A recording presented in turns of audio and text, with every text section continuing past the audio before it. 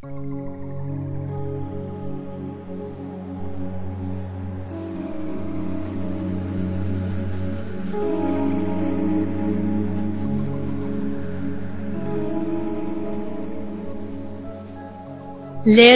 tat-tielet ġimgħa tar-Randan, qari mill-Evanġelju ta' San Mattew, kapitlu 5, versi minn 17 sa 19.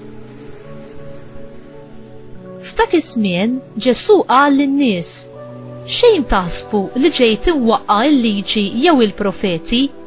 Jiena ma ġejtx biex inwaqqagħhom, iżda biex inwassalhom għall-milja tagħhom. Tassew ngħidilkom li sa ma jkunu għaddew is-sema u l-art, anqas li żar ittra jew tikka waħda mill-liġi ma titneħħa sa ma jkun seħħ kollox.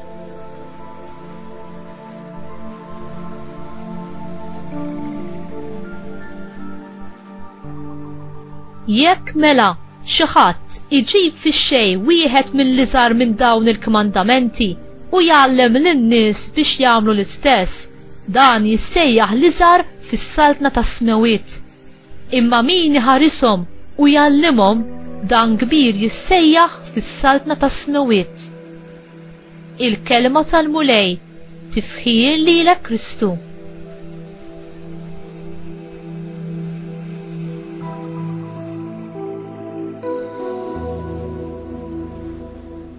Għaliex in-nies għandhom it-tendenza li jaraw il-liġi ta' Alla b'mod negattiv aktar milli b'mod pożittiv. L-attitudni ta' Ġesu lejn il-liġi ta' Alla tista' tinġabar f'talba qawwija li nsibu f'Salm 119.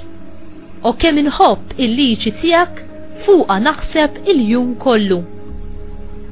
Għall-poplu ta' Iżrael il-liġi kienet tirreferi jew għall-10 kmandamenti jew għall-5 kodba ta' Mosè imsejħa il-Pentateuku li jispjegaw il-kmandamenti u l-ordnijiet ta' Alla għall-poplu tiegħu. Il-liġi kienet tirreferi wkoll għat-talim sħiħ jew stil ta' ħajja li Alla ta' lil-niesu. Il-Lut fi żmien Ġesu kienu jużawha wkoll bħala deskrizzjoni tal-liġi orali jew miktuba.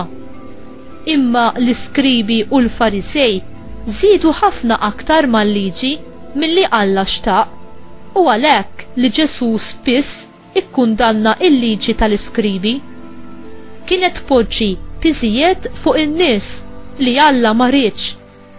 Imma Ġesu għamilha ċara li l-essenza tal-liġi ta' Alla, il-kmandamenti u l-istil ta' ħajja mitluba minn Alla iridu jiġu mħarsa. Il-liġi ta' Alla hi il-verità u meta aħna ngħixu skont din il-verità nipproduċu frott tas-sewwa u tal-ġustizzja, tal-qdusija, tal-paċi u tal-ferħ.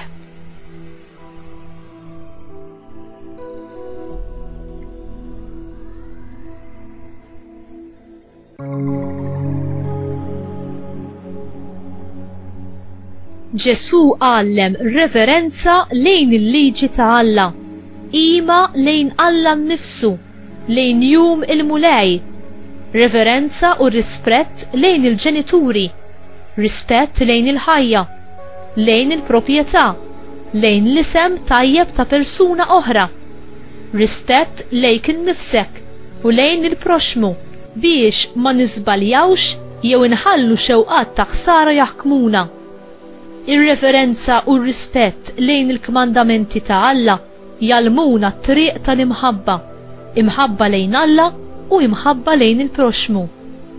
Dak li hu impossibbli għal bniedem huwa possibbli għal Alla u għal dawk li għandhom il-fidi f'Alla.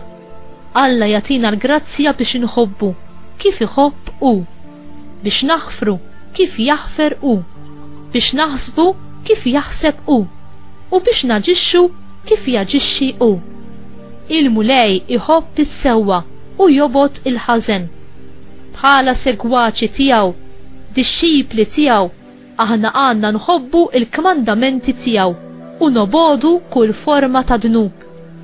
U inti tħobbhom il-kmandamenti tal-mulej u tara fihom l-imħabba tiegħu bħala missier li jixtieq ilna l-ġid u għalhekk jikkmandana għall-ġid tagħna?